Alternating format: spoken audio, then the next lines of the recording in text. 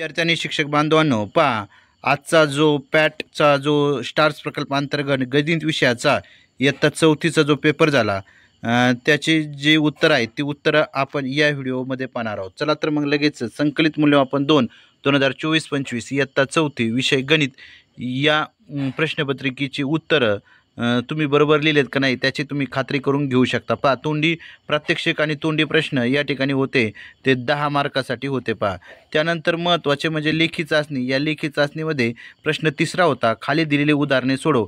मीटरवरील संख्या अक्षरातली. पहा, आता मीटरवर 7406 आहे, ते अक्षरात लिहायचं आहे 7406 युनिट्स, बरोबर. त्यानंतर असं जर तुम्ही लिहिलं असेल तर तुम्हाला 1 मार्क त्या ठिकाणी मिळणार आहे. त्यानंतर 8785 ही संख्या अंकातली. पहा, 8785 ही संख्या या अशा पद्धतीने अंकात लिहिणं अपेक्षित होतं. त्यानंतर खालील संख्येचे विस्तारित रूप लिही. पहा, 8207 8200007 या पद्धतीने विस्तारित रूप लिहिणं गरजेचं आहे. उभी मांडणी करून उदाहरणे सोडव. 43485 अधिक 32736 उत्तर येते. पहा, 76221. ज्या विद्यार्थ्यांचा आला असेल त्यांना 1 मार्क फिक्स मिळणार आहे. 54620 वजा 43217 उत्तर आहे. पहा, 11403.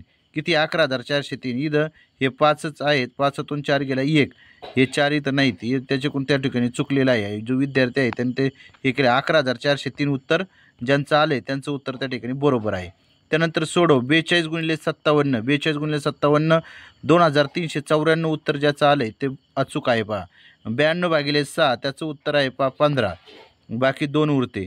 त्यानंतर 5457 संख्येत 2 दशक मिळवल्यास पुढीलपैकी कोणती संख्या तयार होईल त्या संख्येला रिंगण कर.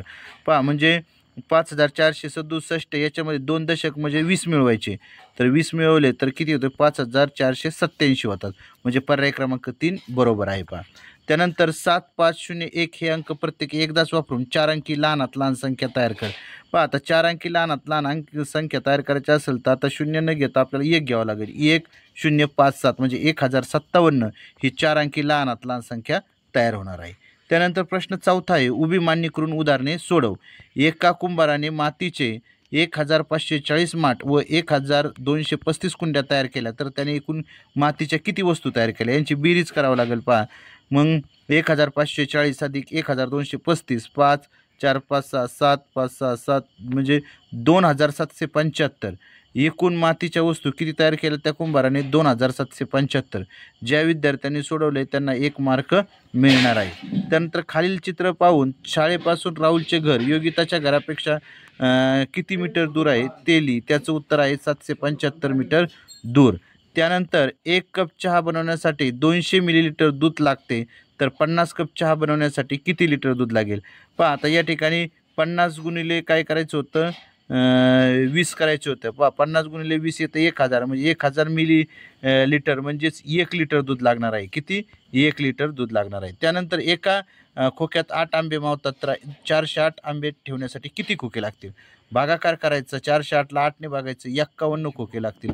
किती खोके लागतील? 51 खोके त्या ठिकाणी लागतील. ज्यांचं उत्तर आलं 51 खोके त्यांचं उत्तर बरोबर आहे. त्यानंतर हौदात 3750 लिटर पाणी होते, त्यापैकी 1875 लिटर पाणी बागेला वापरले व पुन्हा हौदात 1750 लिटर पाणी भरले, तर आता हौदात किती लिटर पाणी शिल्लक आहे?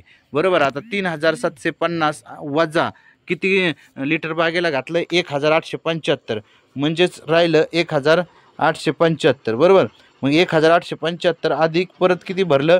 तर 1750 भरलं, म्हणजेच 3625 लिटर पाणी त्या ठिकाणी हौदात शिल्लक राहिलं.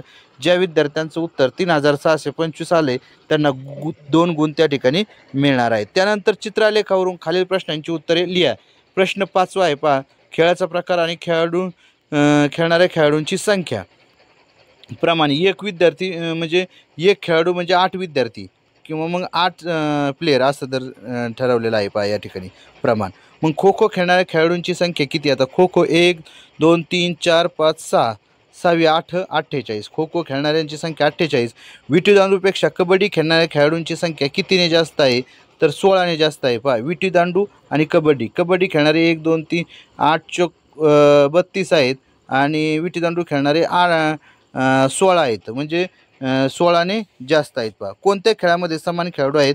तर कबड्डी आणि लंगडी या खेळामध्ये सारखेच खेळाडू आहेत, म्हणजे 32 खेळाडू आहेत पहा.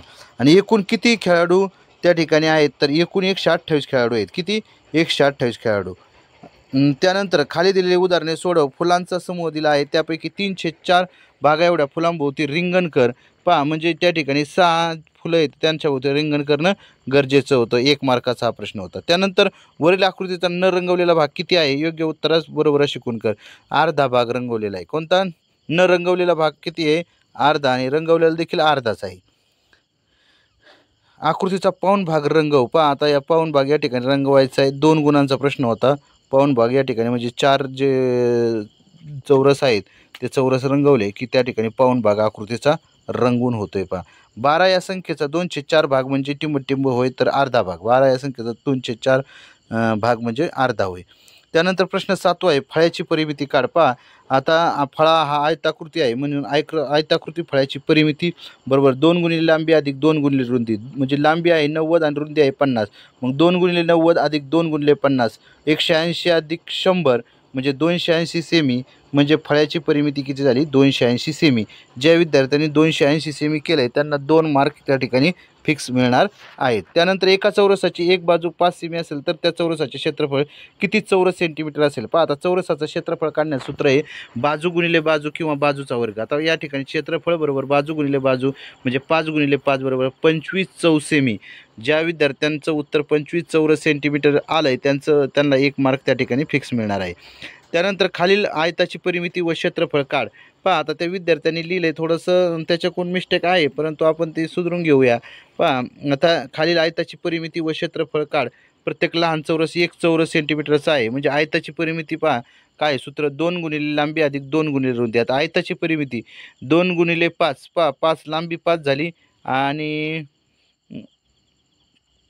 3च आहे. पहा, आता 3च आहे. किती? रुंदी 3 आहे, लांबी 5 आहे. इथं 4 लिहिलं आहे, पण रुंदी किती आहे? 3 सेंटीमीटर आहे आणि ही 5 सेंटीमीटर. म्हणजेच या ठिकाणी 5 दुणे 10 आणि 3 दुणे 6 म्हणजे 10 आणि 6 16 सेमी. आयताची परिमिती किती यायला पाहिजे? 16 सेमी यायला पाहिजे. या ठिकाणी 18 केले, ते त्या ठिकाणी चुकलेलं आहे. त्यानंतर आयताचे क्षेत्रफळ. पहा, आता क्षेत्रफळ जर काढायचं असेल तर लांबी गुणिले रुंदी, मग 5 गुणिले 3.